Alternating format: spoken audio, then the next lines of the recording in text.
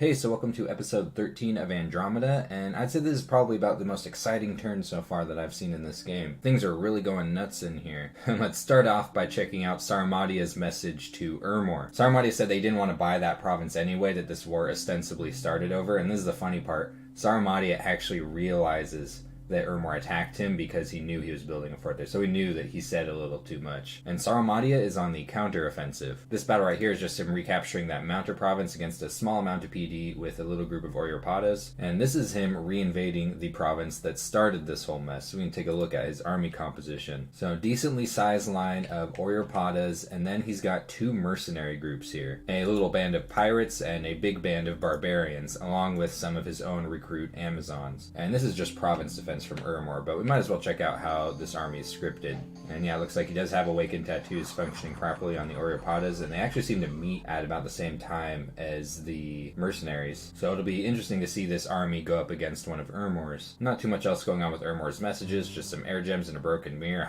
Wonder what was going on with that mirror. But there's plenty going on with his troop movements. So this is that province that Sa-Matia recaptured this last turn, and this is the province where Ermor is forming an army to intercept, and I think it's going to be able to do the job. And that's presuming that Sa-Matia continues into the range of shadow and doesn't turn around. And even if this army turned around, it would run into this army. So unless this little raiding party just stands right here, it's probably doomed. And it does look like Ermor is opting to raid further into Sa-Matia's territory instead of immediately deal with this army right here. Something that I've already mentioned, these linear paths into Ermor's territory make this war really easy for him to fight. If Ermor needed to next turn, say this army moved into Bogatin, he would have an army he could move from the range of shadow up into Lish. So I think moving this one further into Sa-Matia's territory is a good disruptive action. It's going to be messy, but that's usually what wars are like when you only have a couple of standing armies. Now Sa-Matia is a heck of a lot busier, and Ermor here has some conversational revisionism saying that Sa-Matia was going to move onto that tile no matter what, and that they would kind of force the payment. Like, I guess it's kind of possible that Ermor misread it, but I'm thinking from later messages that I don't think it's very likely. I just think Ermor was looking for an excuse to start the war. But here's the big bomb drop. Russ is fully declaring war and is saying, hey, if you don't want me to keep on attacking you, pay me. So Sa-Matia absolutely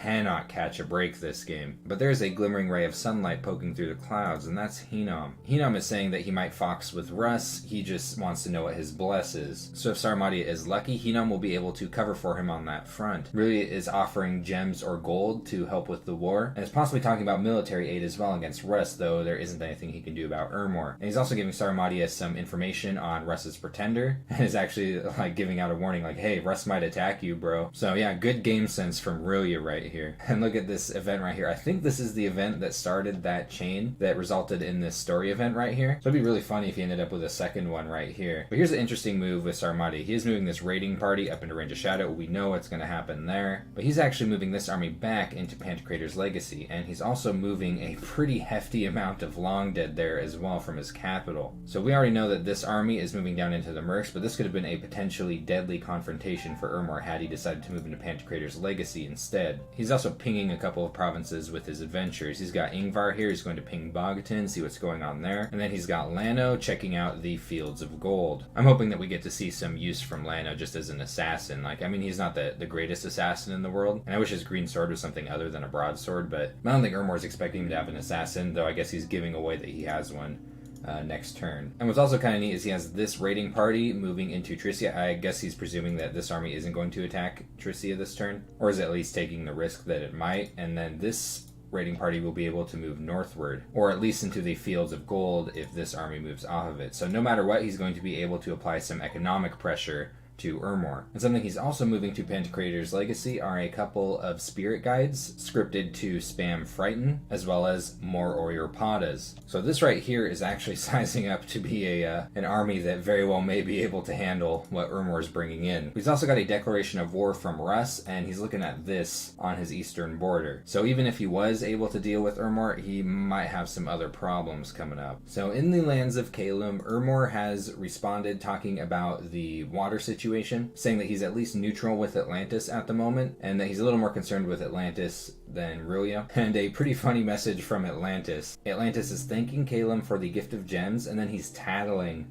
on Ralien, whereas because Ralien approached Atlantis about potentially invading Caelum, and Atlantis is saying, Ralien didn't even give me a present when the previous player passed. But it's hard to tell what Atlantis' intentions are from the way he's been sending his messages. Caelum's reached construction 2, so he might start seeing some schematics placed down on workbenches, and he's had a really good turn for magic sites. He has found an earth gem site, as well as 3 fire gems worth of sites on this province right here, and there's already a lava lake there. So really efficient site search. Is just this F1 mage that found both of those sites. And now Caelum, of all players, is getting almost as many fire gems a month as he's getting air gems, which actually kind of blows in some sense. He really needs to find more air gems. That's really important. And here's something interesting. We are immediately seeing him make use of construction 2. He's making a lightning rod. This means we are going to see corpse constructs from Caelum. And it looks like he's starting area seraph recruitment on his capital, and he is still continuing with these ice clad. I think this is a really good defensive option for this nation. Personally, when I'm playing Caelum, I like to use my limited capital recruitment on Blizzard warriors and maybe sometimes Mario warriors, but these aren't a bad option at all. This is a lot of ice protection. The Blizzard warriors are really interesting though. They've got a frost bow, a bow that does fatigue damage, and because you can only get so many of these in a game, I really like to use my limited capital recruitment on these because they can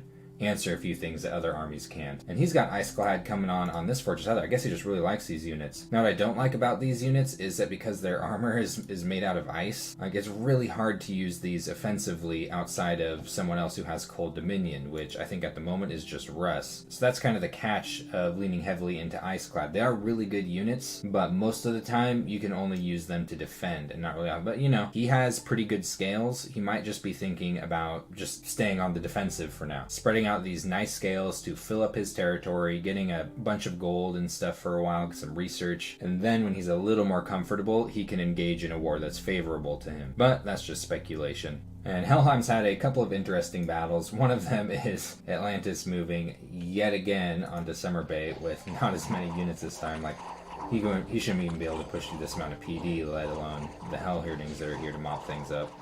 So are they going to get his profit this time? Looks like Atlantis' prophet probably got away. And then, more interestingly, we have a throne battle. There's actually some fairly good mages sitting on this throne. We've got a couple of cloud mages and a windmaster. Seen a lot of these this game. We've got 5 sages, though one of them is wearing a berserker pelt, so he's pretty much useless. And then we've got a lore master that's actually decently powerful. And he was holding a gossamer cloth, so there's actually less units here than Helheim may have been expecting. I don't think Helheim ever pinged this throne before attacking it. But Hellherdings are really gross, and he has massed a lot of them for this fight. So Helheim's development here is successful, but then the lightning bolts start coming down. And this is doing a significant amount of damage to his Hellherdings. And there's also these sages are spamming Mind Burn, and the Lore Master is spamming he's casting Raise Dead a bunch. But these lightning bolts from this Windmaster right here have dramatically affected how Helheim's Hellherdings have performed in this fight. It's popped all of their glamour, it's caused a bunch of them to be stunned, so they get killed by other units, and he actually took a significant amount of losses. It's possible he could have lost this fight if he took a few more. It may have caused a rout. So he lost just over half of his Hellherdings in that fight. That's pretty devastating. And while it looks like from this page that the Windmaster didn't do that much, I think this was the main issue for Helheim in this fight, along with the Mind Burn spam. That was also pretty bad. The Mind Burn and the Lightning Bolt enable a lot of other units that usually wouldn't be able to kill Hellherdings to be able to do so, and a lot of those I believe were the skeletons that the Lore Master raised. So hefty losses for Helheim, and I know I say it a lot, but heavy shock resistance is a really, really good bless. Imagine if it was a player spamming Lightning Bolt. You'd see a lot more of it than what this Windmaster was dishing out. It is, in my opinion, one of the most important blesses for most nations if you are planning on making heavy use of your sacred units. And a couple of disturbing events. There are some child snatchers in Gintmark and barbarians. This farm province up here is turning out to be a hassle, but he's got a little squad moving up to deal with the barbarians when they pop up. But there's some interesting stuff going on down here in this turn. For one thing, the throne that he got is the inner throne. 3 blood slaves a turn. This is actually crazy. Once he claims this, he's going to be getting 6 blood slaves a turn through this spot. That's nuts. This is really rare, especially this early in the game, that people would have this amount of free blood slaves a turn from magic sites. And it's crazier because, he's actually a nation that has some blood magic. He can make some use of this, whereas most nations wouldn't be able to. So really fortunate. What's also really fortunate is the magic site here, steel ovens. The resource bonus is nice, but this is the big one, the construction bonus. If you forge a magic item in this province, say it costs 5 gems, it'll instead cost 4 gems. If it costs 10, it'll instead cost 8.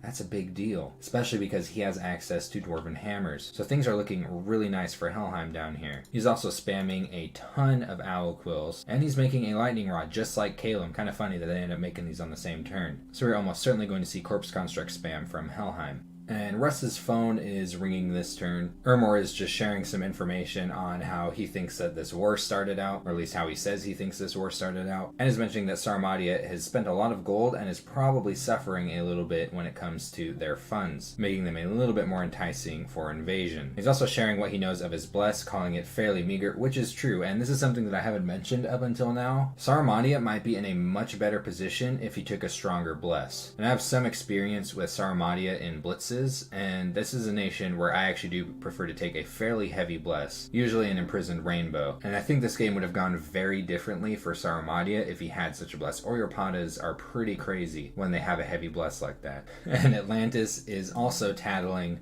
on Ralien about him talking about potentially invading Russ. So pretty funny, but you know, there's always the possibility that Atlantis is lying to Russ, even though we know that Atlantis is telling the truth here. Russ has no way of knowing whether or not Atlantis is lying. And we're really just talking about how nice it would be if Atlantis attacked Russ, which I suppose the subtext here is that Ralien would then be able to fight Atlantis, but he doesn't say that explicitly. And someone scooped a couple earth gems out of a crack. But here are the more interesting aspects of Russ's turn. Yeah, he is in fact full-blown invading Sa-Matia right now. And as we know, Sa-Matia at the moment doesn't have anything over here to stop this. He's got a hefty amount of skin shifters moving into Fairy Forest, and then a smaller amount moving up into Dragon Point, and he's leaving some behind for some reason. He might just not know that they're here, or maybe he's got some other idea with them. We'll see. But he hasn't changed up his script after losing a priest. He's got him sitting right in front saying, yeah, hey, I dare you to shoot me. Maybe that's the strat. You just gotta look like you aren't afraid of arrows, and then you won't get shot at by them. But yeah, I prefer something a little more like this. It also helps protect this guy from potential melee units coming around your skin shifters and attacking the priest. He is getting an owl quill machine going. That's really good. And he is definitely going right for Mother Oak. I also get access to Wooden Warriors along the way, which is going to make his bears scarier. But yeah, for those of you who don't know, Mother Oak is a global enchantment that's going to give him 10 nature gems a month. I'm almost positive that that's what he's going for. And when he gets that, I'm imagining he's going to start spamming bears. He's got a bless that's going to end up being pretty good on these bears. Very honest, you know, that's what's sitting on top of his flag, and it looks like that's what he's going to be doing. So it'll be exciting to see how Sa-Matia responds to this. And as we know from messages that Sa-Matia has received, it is possible that Hinnom will get involved in this and end up invading Russ. There is that possibility, so that would be pretty cool to see. In Hinnom's land, he has received a messenger from Atlantis, who's actually saying that he is just fine with supplying water-breathing rings, so long as that they are used against Ralien. And it looks like that Atlantis might be wanting to just give him water-breathing rings, or at least some water gems to be able to make them, so long as they're used to invade Ralien. And that's pretty sweet. His casting of Dark Knowledge didn't bring up anything in the cave, and he had a throne battle. Let's check it out. So a little bit of heavy infantry, and what are effectively a big pile of archers, along with some not terribly threatening mages, and then the actual scary mage is wearing a Zerker pelt. And this is what Hinnom has brought to the fight, so I think you can imagine how this is gonna go. Let's watch. Poof. Literally just vanishes as he runs to the Dawn Guard. These mages did manage to bring up a couple of water elementals, and these Pegasus Riders are holding back the Dawn Guard a bit, but I mean, you know, it's only a matter of time. And Hinnom takes this throne with significantly less losses than what Helheim took with Helheim's much superior units, but Helheim had much bigger challenges on his throne than what Hinnom had here. It ended up being the throne of the First Age. It actually has a pretty good Dominion spread on it, which is really good for his good scales. And just as a little bonus, he had 1 MR tacked onto his bless, though I don't imagine he's going to be making significant use of this bless. It'll still be nice if he's ever going to be using SCs. And just like Caelum's throne, there's a lava lake here, which is pretty good. He's now getting some water gem income, which I do believe that he wanted. He's now able to pick up Amis outside of his capital, but it's still what he's spamming on top of his capital as well. I think it'll be some time before we see the bigger units coming out. And he's casting Dark Knowledge, this time on Pack Woods down here. So we'll see if we get any death sites there. Now he's popped up a little turtle chief here. I imagine he's thinking about building a fortress over here. It is a pretty good spot for one. And it looks like he's going to have a lab coming up on Cloudcap Spires. So things are going pretty good for Hinnom. When a player with scales like this remains untouched, that can get pretty scary as the game goes on. He's going to be able to field a lot of mages with these scales. And Atlantis is keeping busy. So Sa-Matia first and foremost is saying that he didn't read the entire message that Atlantis worked so hard on. Hey, that's not how you win someone's favor, bro. He's saying that he's at war with Ermor and is complaining about Ermor's slander with him as to how this war started out. And he's saying, hey, this might be an opportunity for you to pop up onto land and gain some ground. So it would be interesting if Atlantis took advantage of this information. And Helheim's message is pretty funny. He's saying, yeah, we're not going to let you up onto any coastal territories whatsoever. And is saying that if Atlantis keeps pressing on trying to get in through Helheim's territory, that he might end up supporting Ralien in a war. So the threats are coming out, but Russ is just kind of chilling out. He's just looking for an Earth Gem fix. And Ralien is saying, hey, how about we just go up and invade Russ together? Everyone's telling me to attack you. How about we work together and go invade Russ? So Atlantis has all kinds of offers and stuff going on. So, I mean, he's got a lot of options here. But out of all of those options, you know what he's going to do? He's got all these different things that he could do in this game. You know what he's going to do? He's going to move things up into Helheim's territory. He's just refusing to give up. And I don't even know what the idea is here. Like, to me, this just looks like he's just punching Helheim. Like, he's just angry that he can't make it through Summer Bay, and now he's just punching him. Like, he's not going to be able to hold this. There's no way he's going to be able to hold this. But I guess he might not know that Helheim has a fort here. He might just be thinking about raiding some territory and stuff. Maybe thinks it's going to go better than it is. But yeah, Helheim is going to nip this in the bud. Like, there's kind of war at this point. I feel weird calling it that, because Helheim at the moment doesn't have any means to counter-invade. And this invasion from Atlantis is, at least at this point, with the way that he's conducting it, this isn't going to achieve anything. But at least from our armchairs, it's going to be fun to watch. And we'll go ahead and check out his battle against the War Shamblers here. I actually really like these units over here. I mean, and when it comes to Atlantis, the Warriors of the Deep in general are better than these. I just really like the protection on these and the glaives. I just think it's a really cool unit.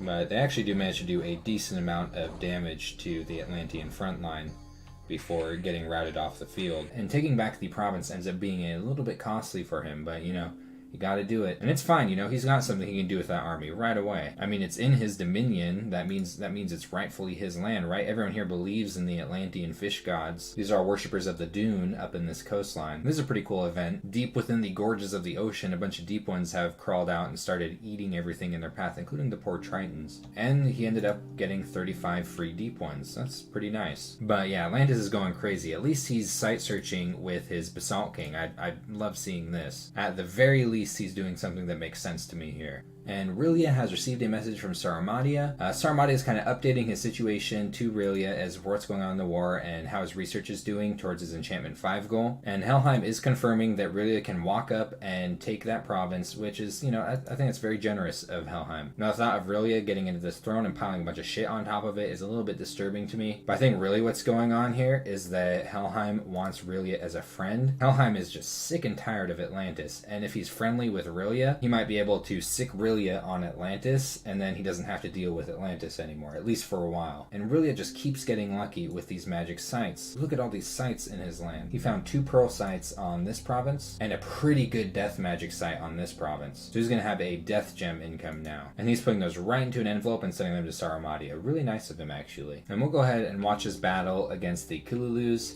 Sometimes people are a little apprehensive to fight with these because they have a, decently hard-hitting piercing damage attack, but a lot of HP. And even though their protection is really low and they don't have helmets or anything like that, or shields, things are a little different underwater than they are above land. Ralien isn't fielding any projectiles. He can't, so it's not as easy to take these out, and they can do a lot of damage to your armies if you're not careful.